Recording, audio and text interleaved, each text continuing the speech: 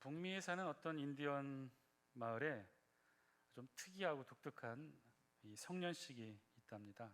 보통 이 아프리카나 인디언 부족들이 치르는 이 성년식은 굉장히 성대하고 거창하고 또 많이 두려워하고 어려워합니다. 뭐 문신도 하고 혀를 뚫고 뭐 무서운 동물과 싸우게 하고 뭐 이런 여타 지역에 아주 성대한 성년식이 있는가에 비해서 이 북미 이 지역에 있는 인디언들은 좀 특별한 것, 아무것도 아닌 것으로 보이는 좀 특별한 그런 성년식을 치른다고 해요. 전에도 제가 한번 말씀드렸던 것 같은데 어떤 성년식이냐? 이 옥수수 밭에 일렬로 쭉 밭고랑당 이렇게 아이들을 세워놓고 바구니를 하나씩 주고 그 밭고랑을 지나면서 옥수수를 하나 따게 하는 거예요. 많이도 아니에요. 딱 하나를 딸 수 있고 조건은 두 가지인데 첫 번째는 쭉 한번 원웨이로 지나가는 거예요. 근데 뒤돌아올 수 없어요. 두 번째 조건은 한 번 딴 옥수수를 다른 곳과 바꿀 수 없어요. 그래서 저 밭고랑 끝에 도달할 때는 자기가 볼 때 가장 좋은 옥수수를 따서 이 바구니에 담는 거예요. 그런데 별거 아닌 것 같아 보이는데 그냥 이렇게 쭉 지나가면 되는데 실제로 끝날 때쯤 되면 이 바구니에 옥수수를 담은 아이들 표정이 다 하나같이 좋지가 못해요. 왜 그럴까요? 아이들이 따온 이 옥수수를 보면요, 가장 좋은 밭가롱에서 봤던 그 많은 옥수수 중에서 가장 좋은 옥수수를 따올 줄 알았는데 실제로 보면 그렇지가 않거든요. 그저 그런 옥수수를 따오게 됩니다. 왜 그럴까요? 중간에 보면 충분히 그 좋은 옥수수를 발견하고서도요, 사실은 그 옥수수를 쉽게 따지 못한다는 거예요. 왜냐하면 앞에 더 좋은 옥수수가 있을 것 같은 그런 마음에 쉽게 중간에 멈춰서 이 좋은 옥수수를 따지 못했다는 거죠. 그럼 언제 옥수수를 따느냐? 다 끝에 마지막에 다다라서 후회하며 그 중에 제일 좋은 곳으로 보는 옥수수를 따죠. 그런데 이미 그것을 딴 이 아이들의 마음에는 이미 근심이 가득해요. 왜요? 이미 중간에 오면서 더 크고 좋은 옥수수를 보았기 때문에. 왜 그럴까? 왜 이 인디언 소년들은 중간에 크고 좋은 옥수수를 따지 못했을까? 뒤에 가면 더 크고 좋을 것이 있을 것 같아서 그래서 중간에 쉽게 선택과 결정을 하지 못한 것이죠. 자, 이런 것들을 소위 말해서 선택 장애 혹은 결정 장애라고 하는데요. 근데 이런 것은 이 북미에 있는 인디언 마을의 이 성년식을 맞이한 소년들만 겪는 것인가? 실제로는 안 그래요. 취업 포털 인크루트에서 이 앙케이트 조사를 했었는데요. 우리나라 사람들 성인 남녀를 대상으로 조사를 했는데 사진 한 장 보시겠어요? 기사를 보면 2017년자 기사인데 우리나라 성인 남녀 80%가 이 결정장애를 겪고 있다는 거예요. 주로 어느 때 결정장애를 겪고 있느냐 물었더니 그 1위가 뭐라고 답변한 줄 아십니까? 가장 많은 23.3%가 어떤 때 선택장애, 결정장애를 겪게 되느냐?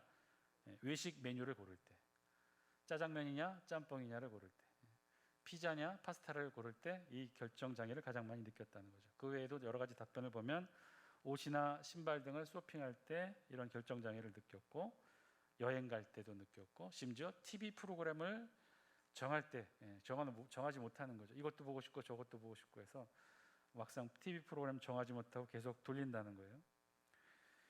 그리고 두 번째 질문은 이들이 겪고 있는 이 결정장애 어려움 가장 큰 이유가 뭘까요? 왜 이런 어려움을 겪습니까? 라는 질문에 39.8% 1위로 답변한 것이 뭐냐면 잘못 선택할까 봐 불안했기 때문에. 그 외에도 여러 가지 답변을 했어요. 선택과 옵션이 너무 많아서 내가 잘 선택했는지 남들에게 확인받고 싶어서. 그리고 마지막이 8.3%가 남이 결정해 주는 게 편해서라고 답변을 했대요. 근데 저는 사실 이 마지막 답변이 마음에 와요. 여러분들은 어떠신가요? 여러분들은 물건을 고를 때, 선택할 때 아무런 고민 없이 잘 덥석덥석 잘 선택하고 고르시나요? 저도 가만 보면 이런 선택 장애가 있는 것 같아요. 보입니다. 정말 잘 못 골라요. 대부분의 선택과 결정에 있어서 잘 못 골라서 주로 누가 고르냐면요, 제 아내 양사모가 주로 선택과 결정을 해줍니다. 그러면 그렇게 고른 이 아내의 선택과 결정이 항상 옳으냐, 항상 좋으냐, 항상 마음에 드냐? 이 자리에 없죠. 항상은 아니거든요. 그럼에도 불구하고 항상 저는 선택과 결정장애를 느낄 때 아내의 조언을 구합니다. 왜 그럴까요? 그게 편하니까. 편한 정도가 아니라 혼자서는 잘 못하고 만약에 혼자서 골랐을 때 주로 결과가 늘 잘못 골랐다고 혼나게 되니까 그냥 차라리 마음에는 안 들지만 맡기게 되더라고요. 여러분들은 어떠신가요? 저의 이 이야기를 들으시고 바보, 그런 것도 하나 못하나 이렇게 생각하십니까? 그럼 여러분들도 한번 테스트를 해보시죠. 나는 결정장애일까 아닐까 간단한 설문지를 통해 여러분들도 확인해 볼 수 있어요. 7가지 질문인데 이 질문의 답변을 그렇다 아니다 중에서 그렇다를 몇 번 했는지를 손으로 한번 꼽아보시오. 1번 첫 번째 질문입니다. 메뉴를 선택하는 게 힘들다. 보통은 타인이 결정해준 메뉴를 그냥 먹는다. 그렇다. 그럼 손가락 한번 꼽아보시고. 두 번째, 혼자 옷을 잘 못 산다. 옆에 결정해줄 친구가 있어야 마음이 편하다. 혼자 못 고르는 거예요. 옆에 사람이 골라주는 조언이 있어야 꼭 고를 수 있다. 그렇다 하면 손가락 꼽아보셔요. 세 번째, 질문을 받게 되면 대부분 글쎄, 아마도 이렇게 답변하는 경우가 많다. 그렇다면 마찬가지로 꼽아보시고. 네 번째, 사소한 결정을 부탁하는 글을 인터넷에 올린 적이 있다. 이건 젊은이들 얘기고, 사소한 결정과 선택을 주변 사람들에게 조언을 구한 적이 있다. 그렇다, 아니다 꼽아보시고. 여기 나왔네요. 5번째 질문. TV 프로그램을 선택하지 못해 계속 채널을 돌린 적이 있다. 그렇다, 아니다 한번 꼽아보시오. 마지막 6번째, 누군가에게 선택을 강요받으면 극심한 스트레스를 받는다. 그리고 마지막 7번째, 제대로 된 선택을 하지 못해 일상생활에서 피해를 받은 적이 있다. 자, 7가지 질문 중에 여러분 그렇다 몇 개를 꼽으셨나요? 만약에 그렇다가 2개 이하면 그냥 좀 우유부단한 정도예요. 우유부단한 정도. 그런데 만약에 이게 3개 이상이다. 그럼 여러분 그때부터 환자 대열에 합류하신 거예요. 만약에 6개 이상이다. 그럼 중증 결정장애 환자가 됩니다. 사실 우리 모두 인간의 삶이 사실은 결정과 선택의 연속이라고 말할 수 있죠. 우리 이렇게 돌아보면 작고 사소한 것에서부터 사실 우리 모두 중요한 결정까지 다 선택과 결정의 삶을 이룹니다. 오늘도 여기 예배를 나오셨을 때 아마 무수히 많은 선택과 결정을 했을걸요. 옷을 무엇으로 입어야 되는지, 마스크는 어떤 종류로 써야 되는지, 머리 모양, 헤어스타일 어떤 것으로 해야 되는지 수많은 선택과 결정 끝에 저와 여러분 모두 이 자리에 있게 된 것일 겁니다. 그래서 철학자 사르트르는 이렇게 말을 했대요. 인생은 B와 D 사이의 C이다. B는 birth, 출생이죠. D는 death, 죽음을 의미합니다. 그러니까 인생은 태어나면서부터 죽을 때까지 C, choice, 선택이다라는 거예요. 실제로 그렇죠. 우리 삶을 보면, 우리 인생을 보면 처음 태어날 때부터 죽을 때까지 무수히 많은 선택과 결정으로 이루어진 것이 바로 우리네 인생이라는 것이죠.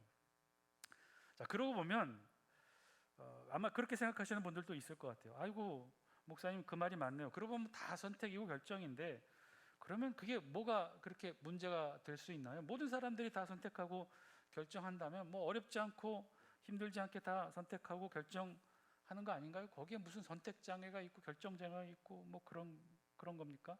인생이 다 선택하고 결정하는 건데 그냥 자기 책임과 자기 판단하에 선택하고 결정하면 되는 거 아닙니까?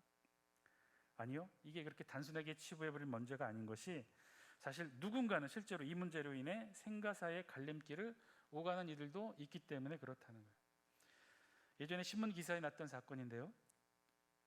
지적장애의 아들을 둔 어머니가 시장에서 장을 보다가 우연히 세일로 엄청나게 많이 파는 이 간식용 소세지, 사진 한 장 보여주실래요? 천하장사라고 하죠. 저 소세지를 너무나 싸게 파는 거예요. 그래서 어머니가 우리 아들, 지적장애인 아들이 너무나 좋아하는 간식이니까 저걸 마음껏 샀어요. 싼 만큼 단뜩 사가지고 집에 왔어요.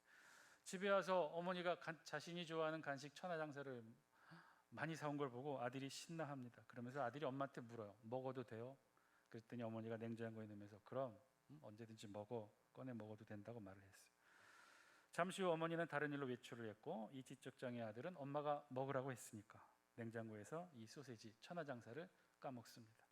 그런데 문제가 생겼어요. 어떤 문제냐? 아무리 먹어도 이 소세지가 줄지 않는 거예요. 너무나 많았던 거죠. 이 아들이 어떻게 했을까요? 그만 먹어도 된다는 결정 의지가 없었던 이 지적장애 아들은요, 그 많은 소세지를 계속 먹습니다. 먹다가 토하고 또 먹다가 토하고 결국 이 아들은 먹다 토하다를 반복하다 식도에 큰 손상과 기도가 막혀 죽게 되었어요. 지적장애 아들이 다니는 특수학교 교실 앞에서, 운동장 앞에서 이제 가려고 아이가 가방을 메고 신발을 신으려고 했는데 비가 많이 왔어요. 비가 오니까 신발을 꺼내서 풀어진 신발끈을 먼저 묶어야 하는지 우산을 펴야 되는지 순간 이 지적장애 아이가 고민을 합니다. 우산을 먼저 펴야 될까? 아니면 신발끈을 다시 묶어야 되나? 우산을 펴야 될까? 신발끈을 다시 묶어야 되나? 우산을 펴야 될까? 신발끈을 다시 묶어야 될까? 이 고민을 비를 맞으면서 1시간 동안 고민을 해요. 결국 심한 비를 맞고 감기 몸살을 앓게 되고 또 때마침 찾아왔던 열병으로 인해 이 아이는 머리가 다 빠지는 그런 일을 경험하게 됩니다. 여러분, 결정장애, 선택장애인은 단순히 그냥 선택의 문제, 고민의 문제일지는, 누구에게는 그런 문제일지는 몰라도 또 다른 누군가에게는 정말 중요한 생가사의 문제가 될 수도 있다는 것이죠. 제가 특수한 예를 들었지만 이런 특수한 경우의 예뿐만이 아니라 우리 모든 사람들에게도 마찬가지예요. 단순히 TV 프로그램을 결정하거나 옷과 신발을 사는 결정의 문제뿐만 아니라 우리 인생에 있어서 가장 중요한 것을 결정해야 될 바로 그 시기, 우리 모두는 아주 중요한 선택과 결정을 해야 된다는 것이죠. 여러분, 그럴 때 우리 어떤 기준으로 선택과 결정을 해오셨습니까? 더 좋은 것, 더 나은 것, 더 가치 있는 것, 우리는 어떤 기준과 그 방식으로 선택과 결정을 해오셨나요? 오늘 우리 본문에서도요, 아주 중요한 선택과 결정을 이룬 사람들을 우리 성경이 기록합니다. 바로 바울과 그 일행들이었어요. 이들은 일생일대에 아주 중요한 결정을 하게 되죠. 그런데 바울이, 그 일행이 이 중요한 선택과 결정을 어떻게 했을까요? 어떤 기준으로 했을까요? 오늘 성경은 그 사실을 우리에게 증거합니다. 우리 다 함께 우리 본문 사도행전 21장 1절 말씀을 함께 읽겠습니다. 시작. 우리가 그들을 작별하고 배를 타고 바로 고스로 가서 이튿날 로도에 이르러 거기서부터 바다라로 가서. 우리가 그들을 작별하고, 오늘 본문 21장 1절은 이렇게 시작합니다. 여기서 그들은 20장 밀레도 고별 설교의 주인공들인 에베소 교회 장로들이죠. 밀레도에서 이 에베소 교회 장로들을 불러 고별 설교를 하고 그리고 21장으로 넘어왔으니 우리가 그들을 작별하고의 그들의 주인공들은 아마 에베소 교회 장로들일 거예요. 21장에 넘어와서는 그래서 밀레도에서 이제 예루살렘까지 여정을 우리 성경이 기록합니다. 1절로 14절까지 오늘 우리가 함께 읽었던 본문에서는 크게 두 개의 여정으로 나누어 우리 성경이 기록해요. 하나는 밀레도에서 두로까지 여정, 그리고 두로에서 가이사랴까지 여정을 우리 성경이 기록해요. 처음에 여정은 우리 성경 1절이 그래서 고스, 로도, 바다로 이런 지명을 거쳤다고 우리 성경이 기록하죠. 이게 도대체 어떤 곳일까요? 우리 지도를 한번 보시면요, 고스, 로도, 바다라. 고스와 로도는요, 섬을 가리킵니다. 우리 지도 중에서 가운데 보시면 밀레도 찾으셨나요? 가운데 조금 위쪽에 보면 밀레도 있죠. 자, 여기가 20장까지의 말씀의 이 주요 지명이었고, 이제 밀레도에서 출발한 거예요. 근데 밀레도에서 어디로 먼저 갔냐면 고스라고 하는 눈에 우리 지도상으로 보기에도 너무나 작은 섬을 먼저 들려요. 그리고 고스 섬에서 조금 더 큰 섬인 로도 섬으로 가고, 로도 섬에서 다시 대륙에 있는 항구 도시 바다라에 이릅니다. 1절의 여정의 코스는 바로 저 코스였어요. 고스는 이 밀레도 정남쪽에 있는 아주 조그만 섬이에요. 작은 섬이지만 그래도 유명한 것이 의학의 신으로 알려진 히포크라테스의 고향이기도 해서 저 섬에 가면 의학교가 있는 그런 유적들이 아직도 남아 있습니다. 자, 이 코스까지 와서 또 다른 바로 바다라도 못 가고 로도를 거쳐야 했던 이유가 있었는데, 이유는 이쪽 지역이 북동풍이 아주 강하게 불었기 때문에 대부분의 배들이 먼 바다를 항해를 할 수가 없어서 이렇게 짧게 연안 지역을 항해하는 것으로 코스를 이어갔다고 해요. 그래서 바울도 그렇게 코스를 따랐던 거죠. 그래서 밀레도에서 출발해서 고스에서 하룻밤 머물고, 고스섬에서 또 로도섬에서 로도섬까지 가서 하룻밤 머물고, 로도섬에서 다시 바다라 항구까지 하룻밤을 머물고, 자, 그렇게 해서 바다라 항구 도시까지 이릅니다. 이 바다라는 오늘날 지명으로 파타라라고 하는 이 항구 도시인데요, 굉장히 큰 항구 도시고, 이 바다라 파타라에서 다른 곳으로 가는 먼 항해, 장거리 항해의 배들이 이곳에서 출발을 해요. 바울은 이곳에서 베니게로 가는 배를 탑니다. 2절 말씀 우리 영상을 통해 같이 한번 읽겠습니다. 시작. 베니게로 건너가는 배를 만나서 타고 가다가. 하면 베니게, 오늘날의 이름으로는요, 이 베니게는 누구를 가리키냐면 페니키아인들을 가리킵니다. 페니키아. 우리 1920년대 30년대 우리 신학의 선배들이 페니키아 발음이 잘 안 돼서 베니게라고 번역을 하여 우리말 성경에 지명으로 그렇게 옮겨 놓았는데 사실은 페니키아를 가리키고, 이 페니키아는 누구냐면 지중해를 중심으로 뛰어난 항해술과 교역으로 이름을 날렸던 이 페니키아인들을 가리키고, 이들이 주로 거점 지역으로 삼았던 도시는 팔레스틴 연안에 있는 해안 도시, 주로 두로와 시돈이라는 항구 도시를 중심으로 이들이 발달된 상권을 형성했어요. 그래서 베니게 혹은 페니키아 하면 두 가지를 다 가리킵니다. 이 페니키아 인종을 가리키기도 하고 이들이 거점 지역으로 활동했던 두로와 시돈 지역을 가리키기도 해요. 오늘 우리 성경에서 베니게로라고 한 건 이들이 지명을 가리키고 주로 두로, 시돈을 가리킵니다.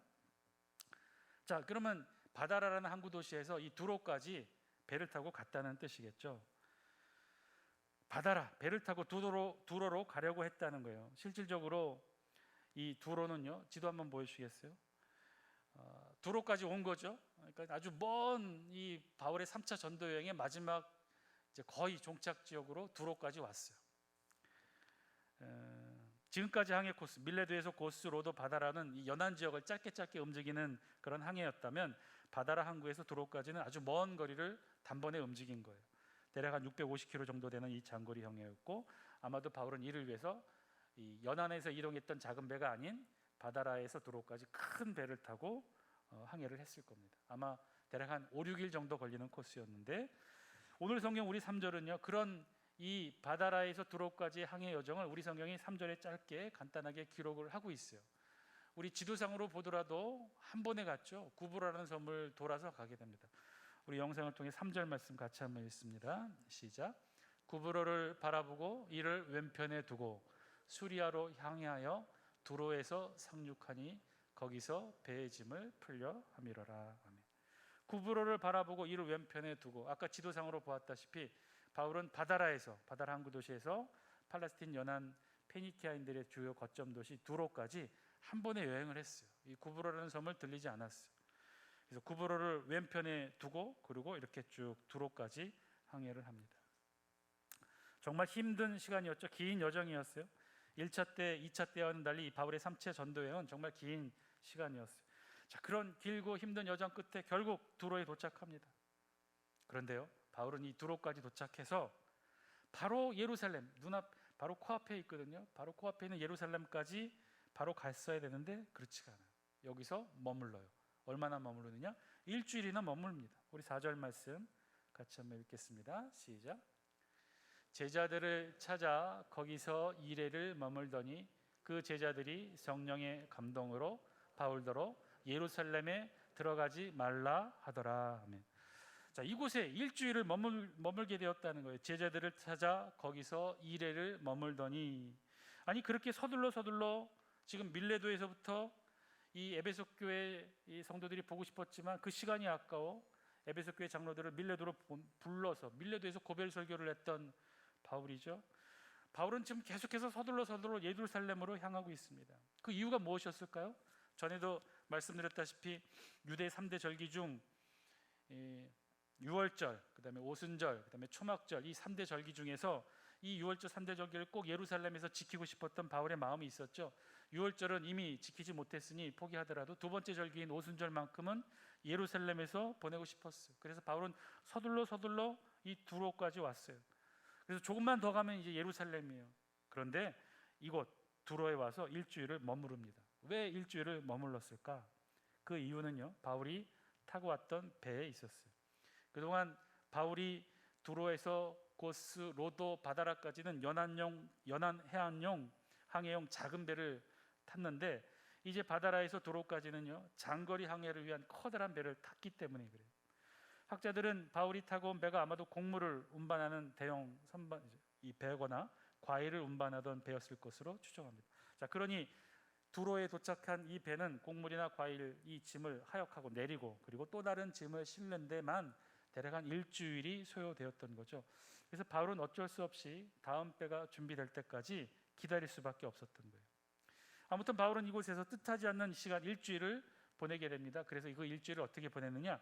제자들을 찾는 데 사용했다고 우리 성경이 기록해요. 제자들을 찾아 거기서. 이 제자들이 누구일까?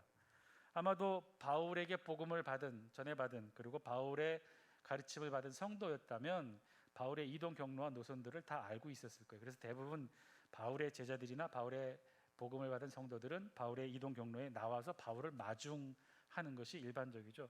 오늘 성경에 나와 있는 이 제자들은 바울이 직접 찾아갑니다.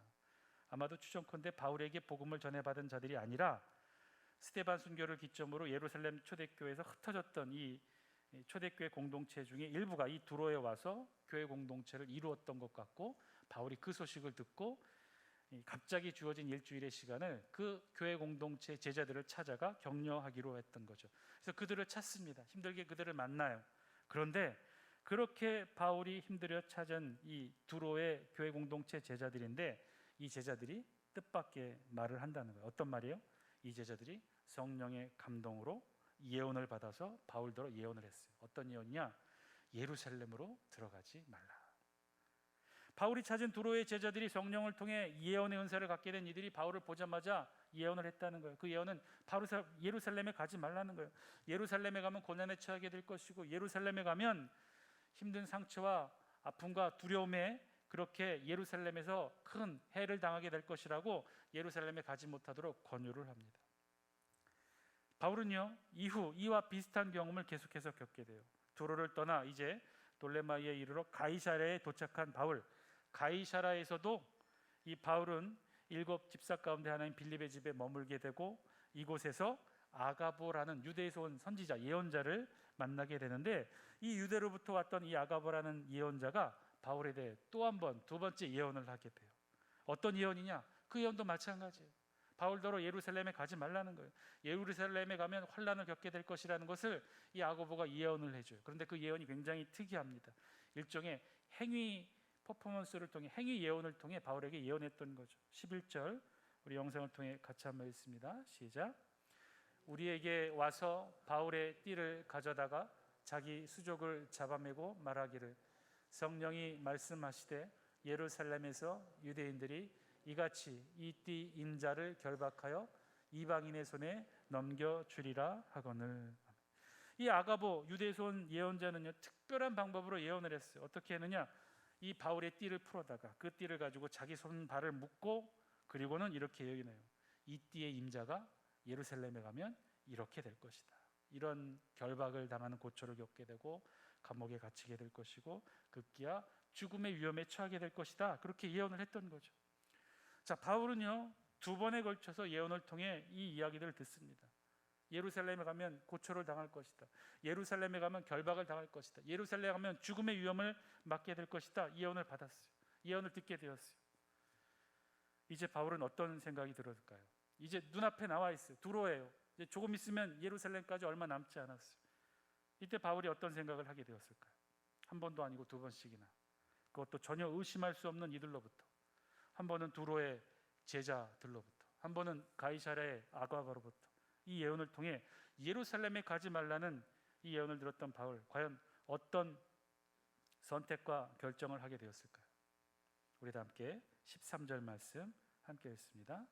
13절 시작. 바울이 대답하되 여러분이 어찌하여 울어 내 마음을 상하게 하느냐? 나는 주 예수의 이름을 위하여 결박 당할 뿐 아니라 예루살렘에서 죽을 것도 각오하였노라 하니. 바울은요, 전혀 다른 선택과 결정을 합니다. 2번씩이나 가는 곳마다 전혀 의심할 수 없는 사람들로부터 예루살렘에 가면 힘든 일, 어려운 일, 죽음의 위험에 처하게 될 것이라는 예언을 들었음에도 불구하고 바울은 전혀 다른 뜻밖의 선택과 결정을 하죠. 나는 주 예수의 이름을 위하여 결박당할 뿐 아니라 예루살렘에서 죽을 것도 각오하였노라. 나는 예루살렘에서 죽을 것도 각오했다는 거예요. 지금 바울이 있는 곳은 가이사랴예요. 예루살렘으로부터 100km밖에 얼마 떨어지지 않았어요. 이제 도보로 예루살렘까지 가면 돼요. 그런데 그 예루살렘으로 가는 그 결심에 바울이 뭐라고 표현했냐면, 나는 죽을 것도 각오한 채로 예루살렘으로 가겠다고 결정을 했다는 거예요.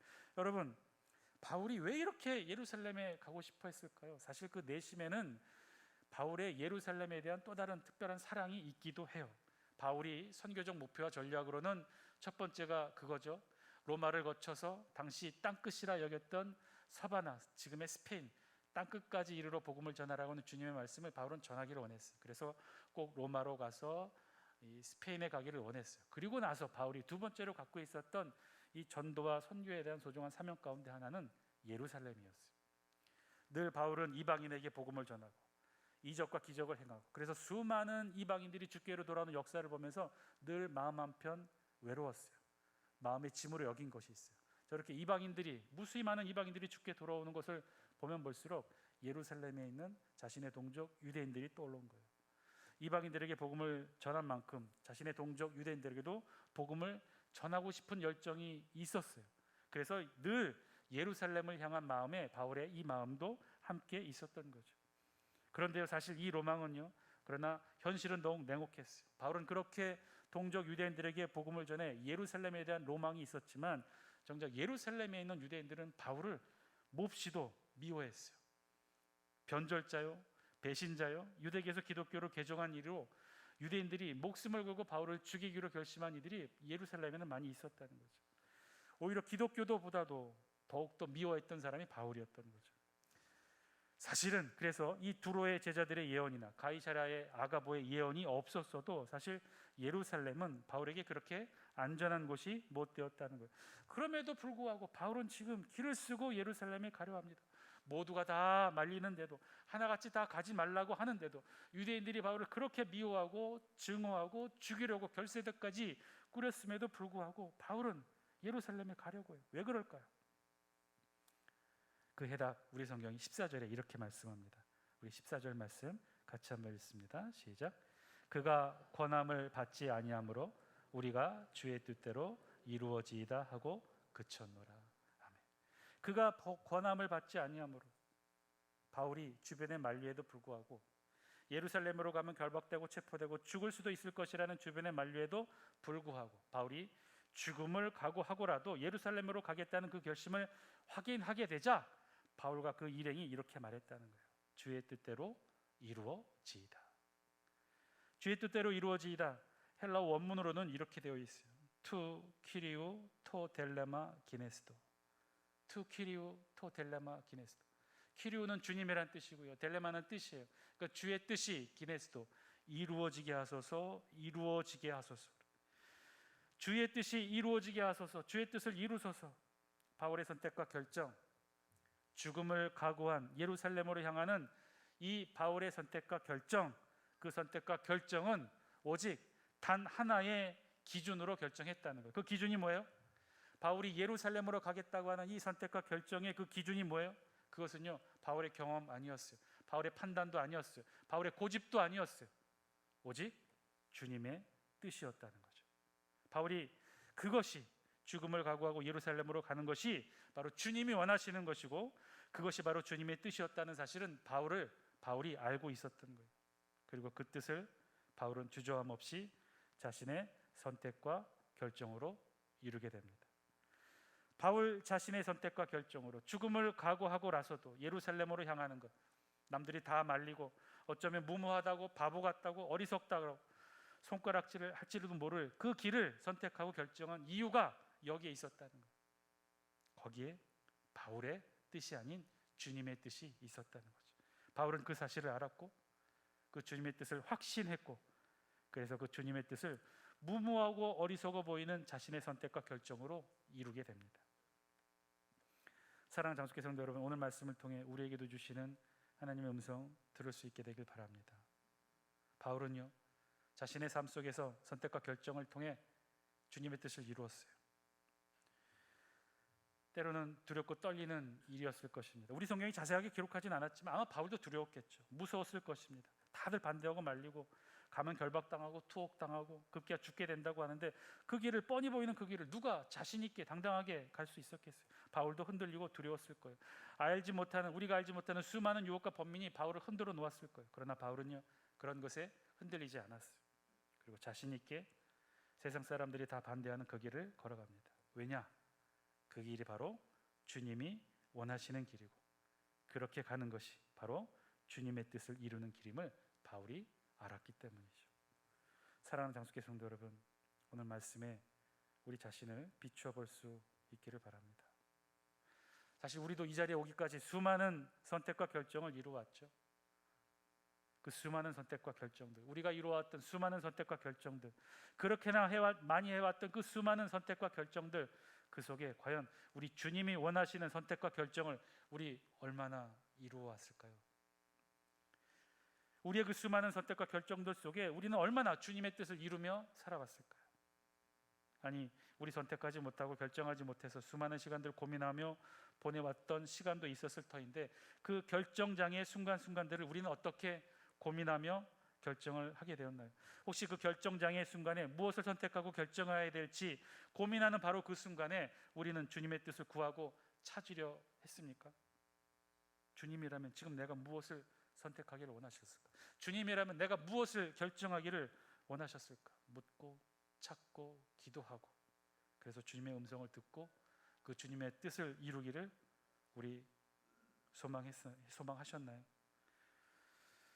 사랑하는 장수교 성도 여러분, 주님의 뜻, 2000년 전 이 땅에 오셔서 우리를 구원하시기 위해 우리에게 아낌없이 모든 것을 내어주신 그 주님의 뜻, 그리고 그 주님의 뜻이 오늘 저와 여러분들의 이 자리에 앉아있기까지 우리들을 인도하고 이끌어 주신 줄 믿는 그 주님의 뜻, 그 주님의 뜻이 어떻게 이루어졌는지 아십니까? 초대교회 바울을 통해, 그리고 우리가 알지 못하는 무수히 많은 신앙의 선배들이 어렵고 힘든 자신의 선택과 결정을 통해 주님의 뜻을 이루어왔기에 오늘 우리도 이 자리에 저와 여러분들이 앉아있게 되는 줄 믿습니다. 이제 그 주님의 뜻을 이루신 그 신앙의 선배들이, 또 바울이, 또 우리 주님이 저와 여러분들에게 명령하고 계십니다. 우리도 이제 우리의 선택과 결정을 통해 주님의 뜻을 이루어 가도록 오늘 주님이 저와 여러분들을 말씀하십니다. 그 음성에 귀 기울이시고 이제 우리의 삶 속에서도, 우리의 선택과 결정에서도 기꺼이 당당하게 주님의 뜻을 이루는 저와 여러분 다 되시기를 주의 이름으로 간절히 축원드립니다. 기도하겠습니다.